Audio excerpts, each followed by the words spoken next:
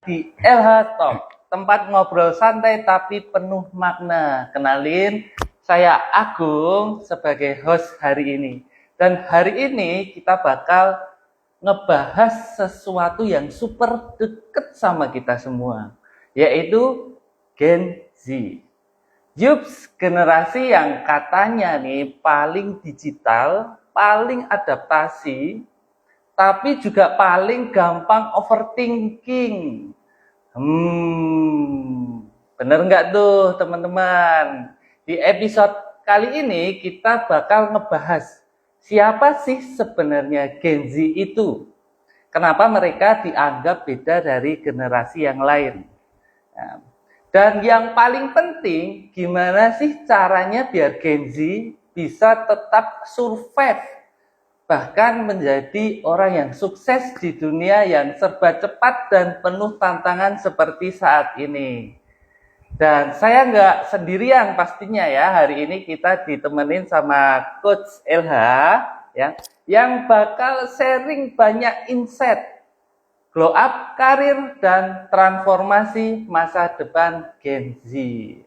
Oke, Coach LH, ya mungkin kita bahas sedikit tentang Gen Z ya. Menurut Coach, apa sih ciri khas Gen Z dibandingkan generasi sebelumnya, Coach? Oke, sahabat LH Talk dan juga teman-teman semua ya. Gen Z atau generasi Z itu kan sebenarnya rangkaian generasi yang sudah dimulai dari beberapa tahun sebelumnya ya. Ada baby boomers, kemudian X, Y, milenial itu, kemudian generasi Z atau Gen Z, lalu generasi Alpha nih, Metaverse, ya, itu kan sebuah rangkaian. Setiap generasi itu ada perbedaan, ada ciri khusus. Misalkan kenapa dia disebut baby boomers? Ya karena mereka umumnya hidup dan lahir pada kondisi perang. Jadi ketika mereka dalam suasana cemas, dalam suasana bahagia, lalu ketika perang selesai, mereka begitu bahagianya melahirkan keturunan yang banyak, maka dia baby boomers. Kenapa dia disebut generasi X dan generasi Y, generasi milenial? Ya karena generasi X itu mereka cenderung berkutat dalam lingkup internet yang tiba-tiba muncul. Ya, mereka kaget, mereka misteri, maka X ya, X-File. Itu versi saya. Kemudian generasi milenial, ya karena masanya milenium atau disebut juga generasi Y. Kenapa? Karena mereka banyak bertanya. Karena banyak bertanya, kondisi zaman berubah pada saat itu. Sebelum-sebelumnya, ketika generasi Y itu muncul, kita juga kan mikir juga, how manage to the Y generation? Bagaimana sih cara memanage generasi Y? Tapi setelah 15-20 tahun kemudian, generasi Z muncul, atau Gen Z itu muncul, atau Zillennial ini muncul, kita kan berpikir juga gimana sih cara memanage generasi Z. Jadi berbeda kah? Ya pasti berbeda. Berbeda. Generasi Z itu kan umumnya lahir after 2000 ya, setelah 2000. Mereka muncul pada saat itu apa sih yang kondisi sosial, politik, budaya, demografi, dan lain-lain ya, termasuk teknologi. Teknologi yang begitu cepat sehingga ketika mereka lahir, mereka lebih senang sarapan handphone. Nangis dikasih handphone, jalan pegang handphone, kemudian ngobrol orang tuanya dia juga sibuk dengan handphone. Maka ketika besar, remaja, anak-anak, kemudian dewasa, gawai minded atau gadget minded atau secara IT mereka unggul. Kenapa? Karena sejak lahir memang sudah dididik secara digital. Jadi ciri khasnya ya gampang. Digital dia lebih aware, lebih familiar ketimbang kita-kita. Yang kedua, karena mereka cenderung digital, cenderung gawai minded, maka otomatis ya mayoritas gaya gaul mereka, bicara mereka, kemudian komunikasi mereka dipengaruhi oleh banyak digital. Yang ketiga, dalam hal transaksi keuangan atau pendidikan, mereka lebih cenderung mayoritas memilih yang digital. Karena pergaulan hari-hari mereka, pendidikan mereka, keseharian mereka di digital, mereka agak sedikit relatif kurang peka dibandingkan generasi sebelumnya kalau berhadapan dengan secara langsung face to face. Ini memang kan kita harus trade off ya, dia milih digital atau milih face to face. Nah, ketika face to face, yang kebetulan mayoritas di dunia sana banyak yang face to face masih ada, sehingga ketika dihadapkan muncul sesuatu yang terasa beda. Padahal nanti pada saatnya ketika generasi Z ini menjadi pemimpin, menjadi mayoritas di negeri ini, ya sebenarnya mereka jadi sesuatu yang normal. Gitu. Baik, Coach. Terima kasih, Coach, untuk wawasannya, Coach. Nah, berhubungan dengan Gen Z ini, Coach, apakah benar nih Gen Z itu lebih cemas dan rentan terhadap stres dibandingkan generasi sebelumnya, Coach? Nah, kalau ini agak menarik nih, agak menarik. Apakah lebih stres ya? Saya pernah diminta oleh beberapa pihak ya untuk membuat materi atau membuat pelatihan atau apapun ya yang disebut dengan stress management.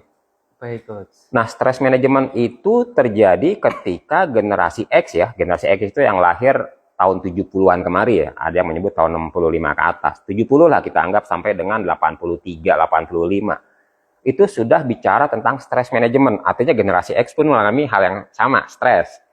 Stresnya karena apa? Ya karena kondisi yang sesuai dengan masanya generasi X. Generasi Y atau generasi milenial, mereka juga sama, stress management sesuatu yang laku saat itu. Kenapa mereka stres? Kondisi dan zaman pada saat generasi Y itu berhadap-hadapan dengan dunia kerja, pendidikan, masyarakat, dan lain-lain. Stres itu muncul. Kemudian Gen Z, generasi zilenial, mereka juga stres. Iya, stres alam mereka. Alam mereka, yaitu kondisi keseharian yang memang mereka hadapi tentang digital. Mereka dipenuhi, dijali oleh informasi-informasi global yang borderless. Kemudian informasi dunia kerja di luaran sana yang konon kabarnya, nah ini, menurut BPS, data pengangguran itu lebih kurang 9,7 juta generasi muda, termasuk generasi milenial, generasi Z ini, itu menganggur. Kalau dulu kita informasi nggak tersebar cepat, nganggur 9 juta, kita nggak dengar.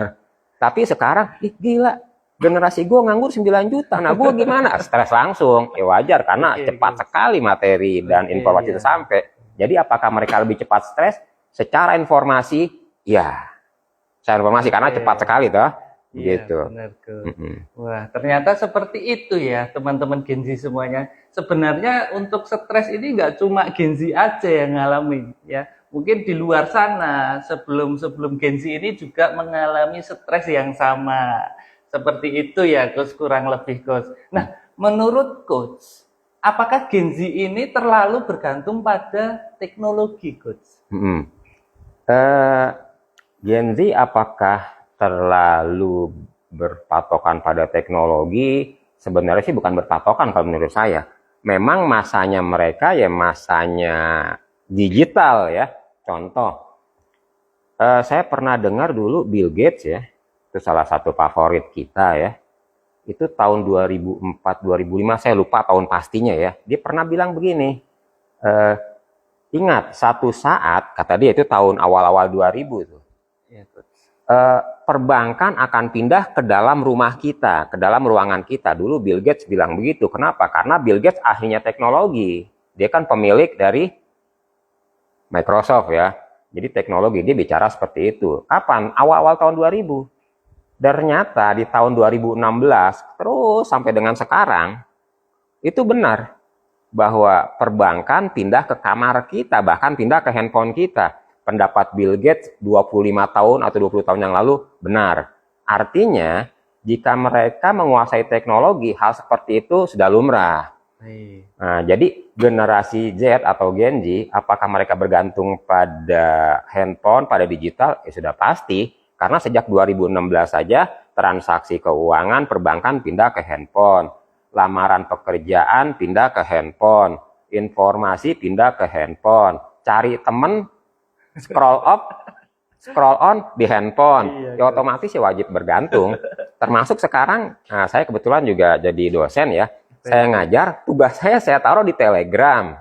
Kemudian kalau mereka mau bertanya, misalkan silahkan menggunakan medsos yang lain, apakah Line, apakah X, atau Story IG, Reels, atau bahkan kita menggunakan tugas menggunakan YouTube Live ya. Ya artinya memang mau nggak mau mereka wajib bergantung pada digital untuk hal yang berkenaan dengan tugas dan keseharian mereka. Gitu. Oke, Coach. Ya. Oke, Coach. Terima kasih, Coach. Nah, jadi kira-kira, Coach, seberapa besar pengaruh media sosial ini dalam kehidupan sehari-hari Gen Z, Coach? Dalam kehidupan sehari-hari ya.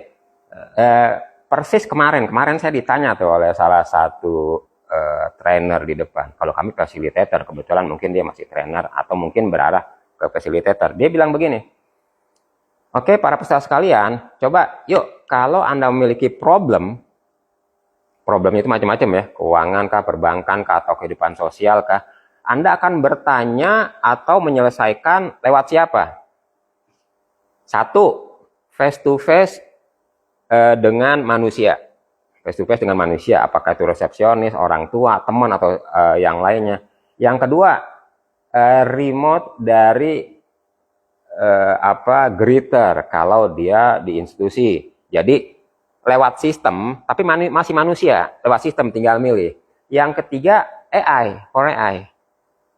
Kebetulan mayoritas waktu itu milihnya face to face, karena mereka bilang, gue punya problem, yang ngerti problem gue ya manusia, karena gue manusia, kata dia gitu.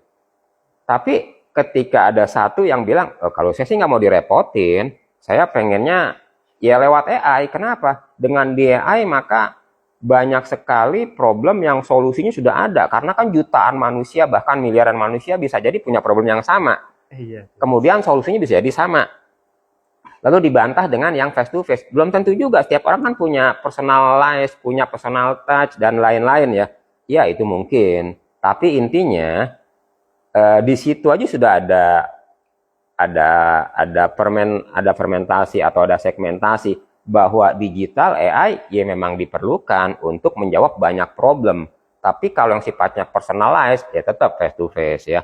Karena saya yakin juga Gen Z satu saat dia pasti mendekati pasangannya, mendekati orang tuanya, mendekati orang-orang terdekat untuk harmonisasi hubungan, harmonisasi problem to solver, atau hal-hal lain yang sifatnya positif, kalau bahasa mereka namanya green flag gitu lah ya. Nah, artinya itu memang perlu. Perlu. Baik, Gus. Ya, luar biasa sekali ya. Ternyata emang media sosial ini sangat berpengaruh untuk teman-teman Gen Z nih, apalagi dengan kecanggihan teknologi sekarang ini ya, Coach ya. Jika teman-teman Gen Z butuh bantuan mungkin bisa juga melalui ChatGPT atau aplikasi lain-lainnya ya, Coach ya. Sebenarnya banyak sekali media sosial yang bisa dimanfaatin untuk teman-teman Gen Z. Nah, sama satu lagi ini, Coach. Kira-kira benar nggak sih untuk Gen Z ini terkenal orangnya itu boros? Boros ya. Sebelum lanjut pertanyaan, saya boleh minum dulu nggak? Silahkan. Boleh ya? Iya. Kita sambil nyantai. Sambil nyantai ya. Teman-teman Jilenia, generasi Y boleh sambil minum ya, tapi bayar sendiri.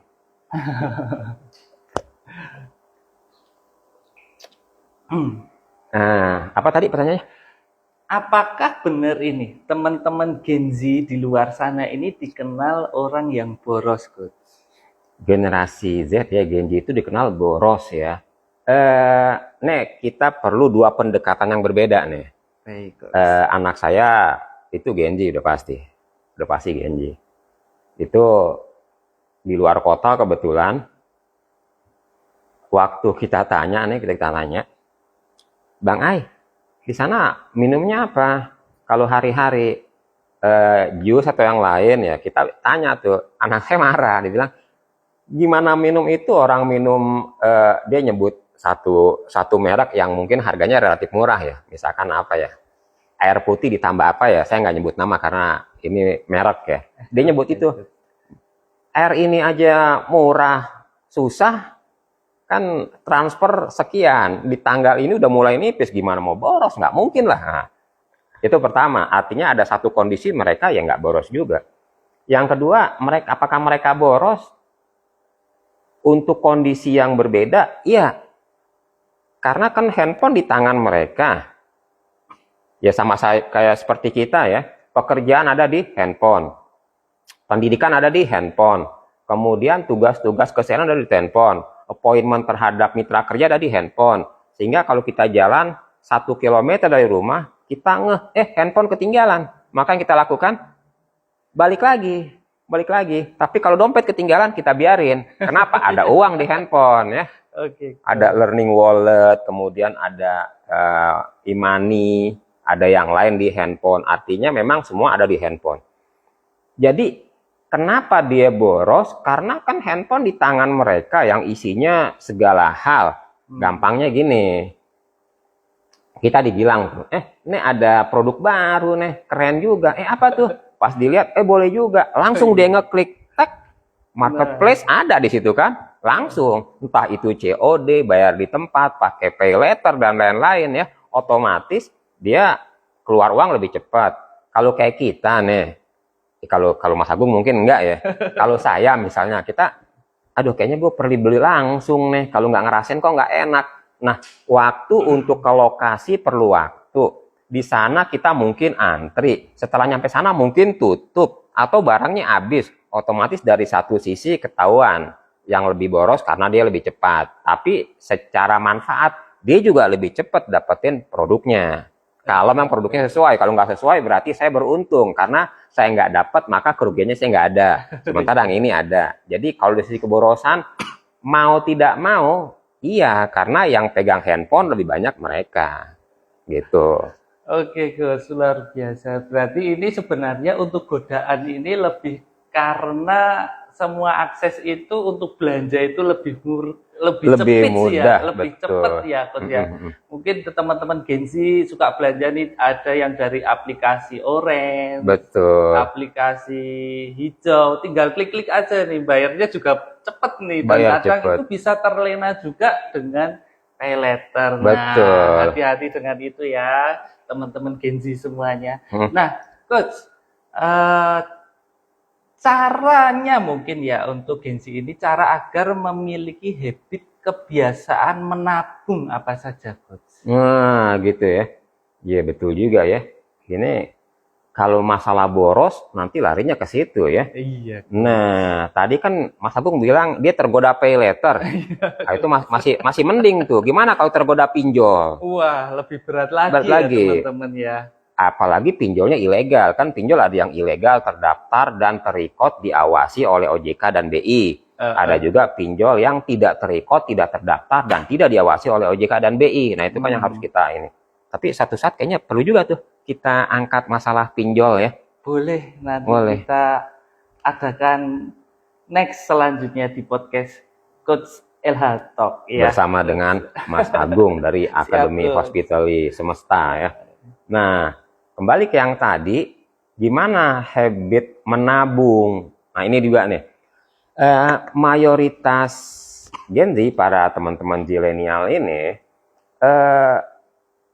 mereka kalau dibilang menabung, tertarik atau enggak, langsung nanya tuh, berapa sih biaya minimalnya? Ternyata pas lihat misalnya, sekian rupiah, waduh, mendingan buat beli es krim gitu ya, mendingan buat beli, dia nyebut merek lah misalnya ya. Nah, itu kan ada sesuatu hal yang mungkin nanti menjadi tantangan tuh bagi para pengelola keuangan, pengelola tabungan, pengelola banking, pengelola lembaga-lembaga ya. Karena nanti mereka akan jadi pasaran besar. Yang kedua, meskipun mereka nggak menabung, itu kalau kita survei, ternyata mayoritas Gen Z itu juga udah aktif di cryptocurrency ya. Cryptocurrency ya, meskipun sebagian mereka insaf juga, ternyata main kripto itu luar biasa ya. Hari ini untung, besok mereka nangis, hari ini senang mereka, besok bisa uring-uringan. Nah, kita ya jangan sampai gamon-gamon gitulah ya. Ketika disebut mungkin bahasa investasi kali ya. Iya, investasi Coach. Nah, para zilenial di sana, sekian di sana, kebetulan kami ada buku tuh namanya Investasi Gampang dan Murah. Nanti bagi yang tertarik bisa ada e-booknya, dikelola oleh Mbak Nadia. Mungkin juga nanti Semesta Hospitality Academy mungkin bisa juga ya ikut Terima ya. kasih, Coach. Nah, ketika bicara investasi gampang dan murah, tabungan bagian dari investasi. Baik, Coach. Cryptocurrency bagian dari investasi. Saham bagian dari investasi. Reksadana bagian dari investasi. Deposito bagian dari investasi. Maka kita harus milih dulu nanti investasi mana yang paling cocok. Nanti di episode berikut mungkin investasi juga kita bagian dari episode lanjutan ya, podcast Baik, ya. Coach. Nah, udah ada 2 tuh, Mas Faisal ya. Kembali ke nabung tadi. Nabung itu kita anggap investasi lah ya. Investasinya apapun ya, terserah lah. Cuma gimana habitnya? Yang pertama kudu disiplin. Baik, Coach. Disiplin. Misalnya, nah nek teman-teman zilenial di belakang layar situ ada Mas Faisal, dia Gen Z juga. Dia baru lahir kemarin sore. Ya beberapa belas tahun yang lalu lah. Nah, disiplin. Misalkan kita punya penghasilan, baik penghasilan pocket money itu, uang dari orang tua, transferan, atau salary, dia mungkin affiliate dari marketplace tertentu, atau mungkin dia wirausahawan muda. Misalkan penghasilan anggap sebulan 5 juta, anggap 5 juta atau 10 juta. Kita kurang-kurangin dikit tuh, kurang-kurangin dikit. Baik, Coach. Pengeluaran dia sebulan kalau 5 juta anggap 80%-nya berarti 4 juta. Kalau 10 juta berarti 8 juta. Kan masih ada sisa 2 juta tuh. Dari 2 juta pastikan teman-teman punya dana darurat. Oke, Coach. Dana darurat anggaplah 1 juta bagi yang tinggal 2 juta penghasilannya. Tapi bagi yang 1 juta 500.000. Berarti kan ada tuh. Bagi yang 5 juta masih ada 500.000 sebulan. Setelah seluruh pengeluaran dan dana darurat kita keluarkan. Bagi yang penghasilan 10 juta berarti seluruh pengeluaran plus dana darurat dikeluarkan masih ada tuh 1 juta dan 500.000 ya. Baik, Coach. Kita anggap yang terkecil aja yang 5 juta lah sebulan. Maka 500.000 itu kan udah nggak bisa diutak-atik. Nggak bisa diutak-atik, udahlah. Kalau emang pengen makan-makan yang enak-enak, ya kalau bahasanya Mas Faisal itu ya split bill aja lah, sendiri-sendiri dulu lah, nggak usah bayar-bayarin orang. Kalau emang kita belum hebat-hebat banget ya, sesekali boleh pas lagi pre-birthday, lagi acara bagus ya, lebaran boleh, tapi jangan tiap hari. 500-nya taruh, boleh di tabungan, boleh di reksadana, boleh di investasi yang lain. Kalau masih kesulitan, gampang, datang aja nih di sekitar Ciputat ini kan ada Bank Mandiri tuh. Dan juga bank pemerintah lain atau lembaga keuangan terpercaya lain, datang aja. Misalnya ke Bank Mandiri, datang aja ke cabang UIN. Nah, UIN kan ada cabang Bank Mandiri atau cabang BSI, Bank Syariah, atau kemanapun lah ya. Nah, kalau ke Bank Mandiri tuh karena mereka paham banget tentang ada APERS di sana, agen penjual reksadana. Ada WAPERT, wakil penjual reksadana. Tanya aja. Saya punya uang 500.000 sebulan. Saya bagusnya di tabungan, deposito, reksadana, saham, atau yang lain. Nah, nanti diarahin tuh. Kalau mau saham, ada aplikasi namanya MOS atau Growin. Kalau dia mau reksadana, ada Livin. Kalau mereka mau tabungan, bisa buka di tempat. Bukanya di handphone. Oke, Coach. Tapi advice-nya bisa ngobrol. Kalau nggak suka face to face, ada juga advice-nya lewat digital, namanya chatbot Mita. Tinggal tanya aja, saya punya uang 500.000 sebulan. Apa yang saya lakukan? Dijawab semua tuh. Yang penting habitnya disiplin. Baik, Coach. Karena hanya dengan 100.000 ternyata kita udah bisa bermain saham, udah bisa bermain reksadana, udah bisa nabung di tempat lain. Apalagi 500.000, berarti kan 5 kali lipat. Artinya bisa lah itu. Baik banget, Coach. Jadi teman-teman ini bisa mulai menabung ya, mau dari reksadana atau dari tempat-tempat yang lain ya, atau investasi ya, Coach. Betul. Ya. Nah, Coach, ini ada yang tanya nih, Coach. Ketika gaji saya 5 juta, Coach, berapa persen kira-kira yang bisa saya investasikan ke reksadana atau ke investasi yang lain, Coach? Oke. Saya perlu minum lagi nih. Ternyata haus juga ya, teman-teman milenial ya, sambil minum ya. Karena air putih menyehatkan. Ya sebenarnya ngirit sih, tapi nggak menyehatkan kok. Karena Ronaldo aja kan air putih juga. Nah, berapa persen sih yang pas buat investasi. Coach. Kalau secara konsep ada ya, secara konsep ada. Ada konsep 10, 20, 10, 20, 30, 40. 40 itu kalau dia punya 5 juta ya, berarti 40% dikali 5 juta, berapa tuh? Kurang lebih 10% kali 5 juta, 500.000 Coach, Ya, kurang berarti, lebihnya Coach. berarti kalau 40%, 40% 2 juta. 2 juta. 2 juta ini buat kehidupan hari-hari. Makan, beli bensin, kalau pengen makan di yang apa, nasi kapau yang agak sedikit mahalan, boleh, berarti harus kurangin yang lain. Pokoknya 2 juta tuh buat hari-hari. Oke, Coach. Nah, 30% dialokasikan buat kredit. Oke, Misalkan Mas Faisal nih, pengen kredit motor, kredit rumah, kredit kereta api ya. Itu yang 30%. 30% kali 5 juta, berarti 1,5. Kan masih ada tuh 20 sama 10. Nah, yang 10% itu misalkan Mbak Nadia atau teman-teman zilenial di sana tuh ceritanya nih wajahnya wajah-wajah soleh ya, wajah-wajah soleha. 10% untuk kebaikan. Dia boleh zakat di Mandiri Amal Insani atau di tempat-tempat lain ya, di Bakti Pemuda, atau mungkin Semesta Akademi punya lembaga tersendiri untuk kebaikan ya. Baik, Coach. Nah, itu taruh di situ 10% tuh. 20%-nya investasi, menabung, atau yang lain. Jadi 20%. Siap. Nah, 20%. Makanya tadi dibilang, Bank Mandiri 100.000 pun boleh investasi tuh. Boleh, dia diputar. Boleh dari Mandiri Tabungan Rencana, bisa investasi ke sana, dan lain-lain. Itu cuma 100.000, apalagi 500, itu kan tinggi sekali. Nah, yang kedua, gimana kalau ternyata pengeluaran dia besar sekali, 40% nggak cukup, ternyata 2 juta nggak cukup, ya nggak apa-apa. Berarti kreditnya dikurangin.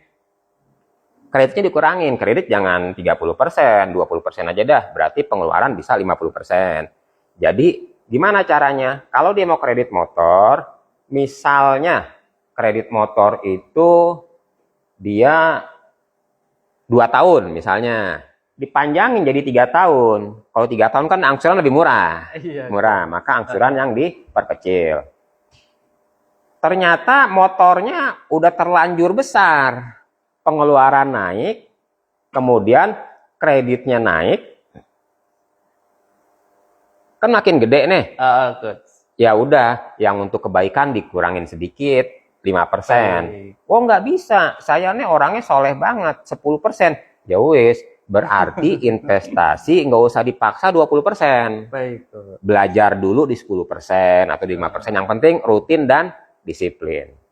Gitu. Tapi kalau ideal ya 20%. Idealnya 20% ya, Iya. Ya, dan kembali lagi untuk ke Genzi ya. Nanti tinggal Genzi penerapannya bagaimana disesuaikan dengan kondisi teman-teman semuanya ini di lapangan. Nah, apakah ada kebutuhan yang mendesak atau kemungkinan ada angsuran cicilan lain yang sifatnya itu lebih ya, Genzi. Nah, Coach, kadang nih Genzi ini orangnya itu suka cari penghasilan yang instan, uangnya banyak. Terus ada juga yang bilang Genzi ini pengennya nyantai tapi digajinya banyak. Menurut Coach gimana ini, Coach? Gimana ya? Bawa ini enggak gadget? Oke. Ada ya? Coba kita lihat karakter Genzi atau kenapa sih generasi muda sekarang itu menurut BPS penganggurannya tinggi? Coba. Jadi kita berdasar by research lah ya, kita lihat.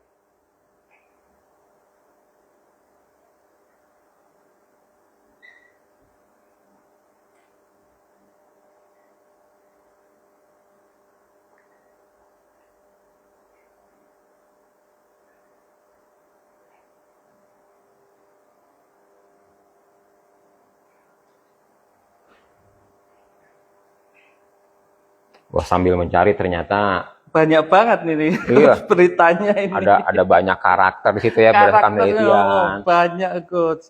Nah, ini kembali ke berita-berita juga banyak banget Banyak ini ya, kita sebut satu lah. Ternyata yang live juga banyak yang tanya tuh ya, investasi emas yang melonjak ya, kemudian instrumen yang tepat untuk Genji berinvestasi. Berarti kita perlu sesi tambahan nanti itu, sesi investasi, kemudian tadi sesi tentang cross generation, lalu tadi ada sesi pinjol ya. Kita udah punya 3 sesi berikut nanti ke depan ya. Kalau menurut data sih ya Coach, menurut Badan Pusat Statistik ya, ini per Agustus 2024 Iya. itu terdapat kurang lebih 9,8 malah. tertulis di sini Coach. Penduduk berusia 15 sampai 24 tahun Gen Z banget itu. Gen Z ya ini ya. Yang menganggur atau sekitar 22,5% dari total populasi Gen Z di Indonesia. Nah, itu surveinya Coach. Jadi sekitar 9 juta Gen Z ini masuk dalam kategori not in employment gitu Coach. Nah, boleh nggak sih Coach ketika Gen Z ini udah dapat pekerjaan nih Coach? Kadang kan terasumsi Gen Z ini pengen cepet banyak uang. Nah, ketika itu boleh nggak sih udah dapat kerjaan masih maksain untuk nyariin kerja part timer yang lain yang mungkin menambah cuan mereka. Karena obsesi mereka nih kadang nih ada teman-teman Gen Z ini yang pengen cepet cari cuan yang banyak gitu Coach. Kalau menurut Coach bagaimana Coach?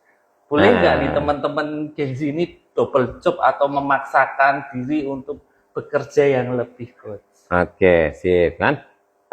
Saya ralat berarti tadi saya bilang 9,7 versi BPS. Ternyata Agustus 2024 BPS menerbitkan angka 9,89 Gen Z menganggur.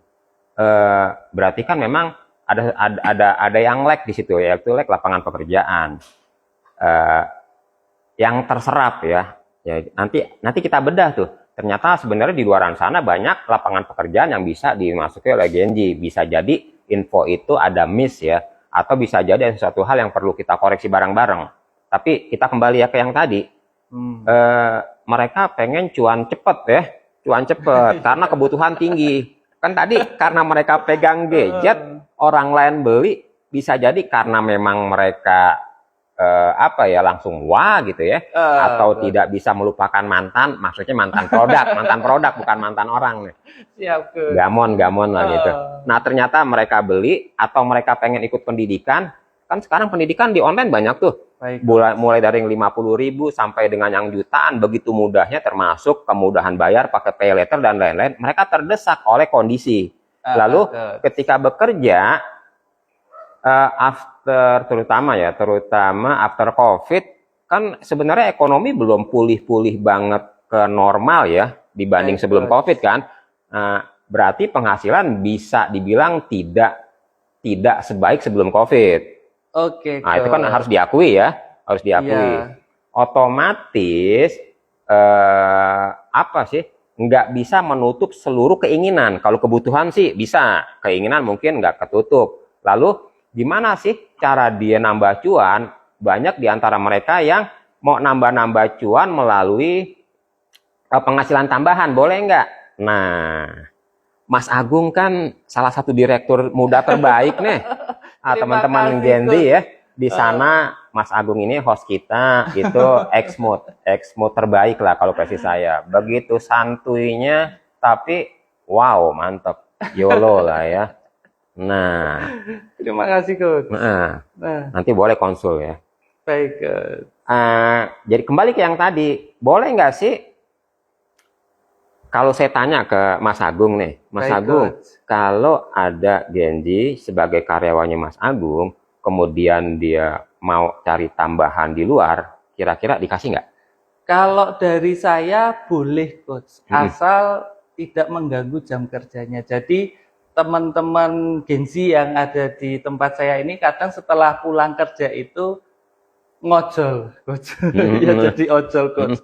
Ya nggak apa-apa, tapi saya juga sering ngasih pesan sama mereka jangan terlalu ngejar rezeki uangnya Coach. Sampai melupakan kadang nih teman-teman sampai begadang sampai ngalong sampai pagi yang akhirnya mengganggu kesehatan mereka, Coach. Kalau saya welcome asal tidak mengganggu jam kerja sama tidak mengganggu kesehatannya, Coach. Sip, good, exactly, Gitu, Coach. betul. YOLO itu perlu, tapi, nah kembali lagi teman-teman Gen Z nih, nyari cuan lebih boleh, boleh. Nah ini sebelum saya lupa, ini ternyata Gen Z yang banyak mencari cuan di luar itu, mereka banyak generasi strawberry dan generasi sandwich. Baik, Coach. Nah, mungkin nanti masuk lagi tuh, nanti episode berikut tuh, udah nambah beberapa episode ya. Nah, jadi ketika cuan, boleh nggak dia nyari cuan di luar? Boleh banget, syaratnya satu, main income-nya wajib dijaga, nggak boleh diganggu. Misalkan yang teman-teman kerja di tempatnya Mas Agung, atau kerja di tempat saya, atau kerja di Bank Mandiri, atau di Mandiri Amal Insani, boleh nggak kerja di luaran? Boleh, syaratnya pekerjaan main income-nya di Bank Mandiri, di tempatnya Mas Agung, di Akademi Semesta Hospitality, atau di tempat Bank Mandiri, atau di tempat saya, tempat yang lain, main income-nya dia di situ, karir dia di situ, itu harus dijaga tuh. Dia misalkan masuk jam 7 sampai jam 5, jam 8 sampai jam 6, atau apapun lah ya, itu harus penuhi dulu tuh. Kalau Mas Agung minta kerjaan 3, kasih 4. Mas Agung kasih kerjaan 4, kasih 5. Kalau memang kerjaan 5, kasih 5 plus inovasi. Kemudian masih ada waktu. Nah, masih ada waktu itu yang gunakan untuk cuan. Ternyata waktunya habis. Kan ada waktu istirahat tuh. Ketimbang ngobrol nggak jelas, jadikan obrolan bercuan. Ketimbang makan sambil bercanda, jadikan makan bercanda bercuan. Kan ada affiliate di marketplace tuh. Itu kan bisa, nggak mengganggu. Lalu tadi Mas Agung bilang, jaga kesehatan. Boleh ngojol, boleh. Jadi jangan sampai ngalong. Karena ketika ngalong, besok pagi jam 9 Mas Agung nagih, yuk kita kerja. Ternyata udah lemah. Berarti nggak mencapai KPI yang diharapkan. Jadi jaga kondisi itu. Setelah jaga kondisi, sisanya baru masuk ke cuan tambahan, tidak mengganggu main income. Kalau memang masih ada, oke. Kalau memang belum dapat, konsul ke teman-teman yang sudah relatif berpengalaman, atau generasi sebelumnya, atau orang tua, atau siapapun. Jadi boleh-boleh aja, yang penting main income-nya wajib dijaga, karena disitulah karir kita. Begitu, Mas Agung. Coach. Terima kasih, Coach. Ya, untuk teman-teman itu tadi ya, boleh kok kalau kalian mau cari tambahan cuan atau mau job-job part-time ya, di luar pekerjaan utama ya, itu pesan-pesan dari Coach. Nah, nih Coach, ada yang tanya lagi, Coach. Lewat live ya? Pertanyaan dari live ya? Ada yang tanya nih, ketika mereka udah punya tabungan, udah punya kerjaan yang mapan nih, terus gimana sih investasi yang lagi melonjak sekarang ini di bidang investasi emas, Coach? Menurut Coach gimana ini? Investasi emas ya? Sebenarnya investasi emas itu agak unik. Saya memang nggak terlalu menguasai, karena yang lebih menguasai istri saya. Istri saya tuh jago banget bicara emas. Hari ini berapa, besok berapa, harus gimana ya. Tapi secara umum begini, kan kita sama-sama pemula ya. Emas itu sangat bergantung dengan dunia luar, globally. Misalkan Trump bicara tarif 45%, 120% buat China, naik ke 145, lalu 245 terus. Maka otomatis emas akan ngikut tuh. Di tengah ketidakpastian. Justru saham ambruk. Baik, Coach. Jadi kemarin waktu saham ambruk saya ikut nyerok. Ternyata dalam sehari dapat 2 juta, alhamdulillah kan. Baik, tapi pajak dan lain-lain sudah kita bayar.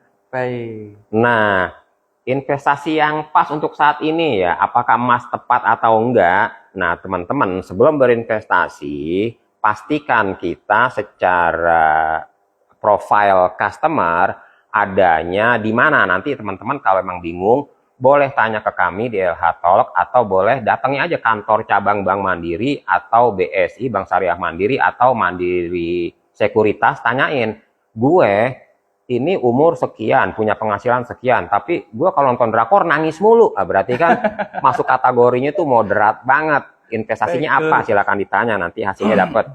Yang kedua. Oke, Coach, itu jadi pertanyaan dari follower IG-nya Coach atas nama Mas Rizky ya. Mas Rizky, halo. Coach, sama ada pertanyaan lagi dari Mas Rizky, apakah menandakan adanya inflasi setinggi itu juga. Ya. Sebenarnya kalau kita ngomongin inflasi agak beda ya, karena inflasi itu apa sih? Inflasi itu harga secara keseluruhan naik dan berlaku umum. Misalkan gini, di Ciputat sini dari seluruh ruko nih harga naik, tapi di kafenya Mas Agung nggak naik, berarti bukan inflasi. Baik. Karena nggak umum kan, nggak menyeluruh. Atau di seluruh Ciputat naik, tapi di sebelah sana di Pondok Pinang nggak naik, ya berarti nggak inflasi. Nah, harga emas naik melonjak, bunganya naik, tapi harga di warteg, harga di kaki lima nggak naik, bukan inflasi. Jadi kalau disebut inflasi atau enggak, secara umum kita belum bilang.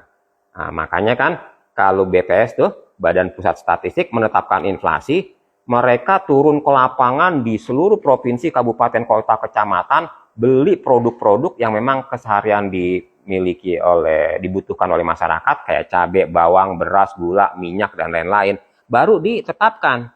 Jadi nggak bisa kita bilang inflasi hanya gara-gara harga emas naik, nggak bisa. Oke. Tapi kalau bisa dibilang ini adalah resiko, yes, karena high return equally by high risk. Kalau memang teman-teman pengen investasi yang melonjak tinggi, siap-siap juga turun terjun bebas tanpa parasut. Oke, Itu. Jadi investasi emas sekarang oke, anggaplah oke, pastikan besok naik. Tapi kalau teman-teman merasa besok nggak terlalu naik, ya udah masuk aja ke Pegadaian atau Pegadaian Syariah, misalkan di cabang Kramat Raya tuh, Jakarta Pusat, datang aja, Bu Yuli, saya nabung di tabungan emas. Itu murah tuh, 10.000, 20.000 sampai 100.000 boleh. Jadi kita nggak terlalu was-was. Kenapa? Di sana ada ahlinya. Baik, begitu. Oke. Demikian dari jawaban Coach Ilha, semoga bisa membantu Kak Rizky ya. Terus Coach, kita kembali ke Genzi lagi ya. Masih Coach. ada ya? Ternyata teman-teman yang live aktif juga nanya ya. Iya. Makasih teman-teman yang live. Nah, ini kira-kira ada nggak ini Coach tips buat teman-teman Genzi saat interview di sebuah perusahaan untuk mencari kerja nih Coach? Kira-kira ada tipsnya nih biar mereka ini mudah diterima kerja. Tipsnya bagaimana Coach?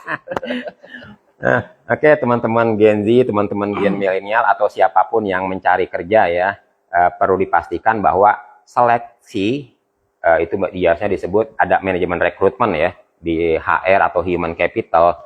Rekrutmen itu nggak semata interview, jadi rangkaiannya banyak tuh, dan hampir seluruhnya itu sifatnya psikologi. Jadi nggak bisa kita bilang kita bagus di psikotes lalu nanti interviewnya gimana gitu, enggak. Jadi nggak bisa juga orang bilang setelah interview maka hasilnya bagus, akan semuanya bagus, enggak, karena itu sebuah rangkaian. Tapi kalau kita mau ditanya pemilik perusahaan, misalkan Mas Agung nih selaku direktur di kafe ini atau Semesta Academy, atau di Bakti Pemuda, atau di saya di LH Pro, atau di Muftis Cake, atau di Bank Mandiri, atau dimanapun ya, kalau ditanya perusahaan, pimpinannya, manajernya, atau direksinya, mereka akan bilang, lo generasi Z, generasi Y, generasi X, generasi baby boomer, atau siapapun lo yang mau kerja di gue, ya nyesuaiin dong sama gue. Gitu nggak kira-kira? Oke, ya Coach. Nah, bagi generasi Z, Gen Z, sesuaikan diri kita adaptasi dengan perusahaan di tempat kita menuju. Jadi, jawaban ikuti apa maunya mereka. Dan sebelum masuk ke perusahaan mereka, baca dulu deh. Agung Cafe, Semesta Academy, Bakti Pemuda, Bank Mandiri, LH Pro, Muftis Cake. Itu apa aja produknya, lokasinya di mana, punya berapa cabang, kapan mereka ramai, kapan mereka dibutuhkan, berapa pegawainya, apa yang mereka harapkan, KPI-nya bagaimana. Setelah dapat itu semua, baru kita ikut seleksi, termasuk wawancara. Yang kedua, wawancara itu teman-teman mau jawab apapun, itu gestur kan kelihatan. Ya emang sih di TikTok itu banyak banget. Kalau ditanya ini jawabannya ini, tanya ini jawabannya ini. Itu kan bukan hafalan. Iya. Karena interviewer itu ketika mereka bertanya, matanya diperhatikan, gestur diperhatikan, kemudian face language diperhatikan ya. Namun memang ada tipsnya sedikit. jangan egosentris. Wah, nggak bisa, saya harus pulang jam 8. Enggak, bilang misalkan kalau memang di tempat Bapak membutuhkan jam kerja 8 sampai jam 5, kami akan mengikuti. Namun mohon arahannya jikalau ada sesuatu hal yang kurang dari kami. Seperti itu.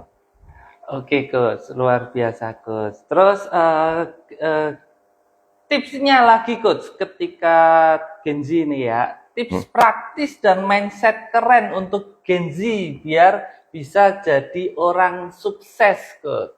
Wah, tips keren ya. Aduh. Gimana nih ya? Bahasa keren itu gini, teman-teman Gen Z ya. Diakui atau enggak, generasi Y, ya, Gen Y, generasi milenium, generasi X, dan generasi baby boomer, pasti mereka lebih pengalaman. Setidaknya dari sisi usia mereka lebih tua. Dari sisi pengalaman mereka lebih banyak. Dari sisi hal yang lain mereka lebih punya jam terbang tinggi, otomatis mereka lebih oke lah ya, lebih keren lah. Nah, makna keren itu bukanlah, nah misalkan saya, Kang LH, makna keren bukan versi saya, melainkan versinya Mas Agung terhadap saya, versinya Mas Waisal terhadap saya, versinya Nadia, Hafiz, Randy, atau teman-teman saya di luaran sana, masyarakat di luaran sana, customer di luaran sana terhadap saya. Mereka bilang keren, maka saya keren. Artinya versi yang lain ya. Nah, jadi kalau dibilang tipsnya adalah, satu, kita nggak boleh mengisolasi diri. Kalau zaman mengharuskan kita berpindah ke digital, kita harus ikut. Nah, saya sebagai fasilitator tadinya kan murni 100% di kelas. Tiba-tiba ngajar sekarang via Zoom, via Gmeet, via ini. Saya harus ngikut, belajar. Setelah belajar masih kurang. Ada tip praktis untuk dialog. Saya belajar Miro, belajar Mentimeter, belajar Puisis, belajar Padlet. Kemarin juga belajar yang lain harus. Kemudian ketika kita mau cari informasi, tadinya hanya di Google. Sekarang ada pilihan lain. Hampir 1 jam. Wah, hampir 1 jam ya. Masalah Gen Z ya, Coach ya, luar biasa hari ini ya. Terima kasih Coach buat insight-nya, terus buat saran-saran teman Gen Z ya. Buat teman-teman Gen Z boleh dicoba saran-sarannya dari Coach LH ya. Oke, jadi itu tadi obrolan kita seputar Gen Z ya, teman-teman Gen Z semuanya. Dari ngobrolin ciri khas Gen Z sampai kebiasaan belanja online yang kadang bikin dompet kalian itu nangis. Ya. Kita udah bahas juga banyak banget hari ini. Terus buat teman-teman semuanya jangan lupa tiap generasi itu punya peran pentingnya masing-masing. Dan Gen Z kalian punya potensi nih buat bikin perubahan yang nyata. Nah, terima kasih semuanya untuk follower dan teman-teman yang masih stay sampai akhir acara ini. Saya ucapin terima kasih. Kita doakan buat teman-teman follower IG, follower TikTok, maupun nanti yang follower di podcast, kita doain semoga teman-teman semuanya dilancarkan dalam menjemput rezeki. Amin. Ya, jangan lupa juga buat teman-teman kalau mau follow di akun IG kita boleh banget, mau bantu share-share boleh banget. Terus jangan lupa buat follow kita dan share ke teman-teman ya, kalian biar nggak ketinggalan episode selanjutnya ya Coach. Yang tadi kita udah bahas, nanti kita buatin episode selanjutnya. Seperti itu teman-teman semuanya. Nah, saya Agung Setiawan dan saya Kang LH. Saya ucapkan terima kasih. Sampai ketemu di episode selanjutnya. Assalamualaikum warahmatullahi wabarakatuh. Salam keuangan sehat. Oke, Coach. Terima kasih, Coach. Luar biasa banget hari ini, Coach. Oke, Coach. Nah, pas ini waktunya. Pas ya. Monggo, Coach. Minum lagi, Coach.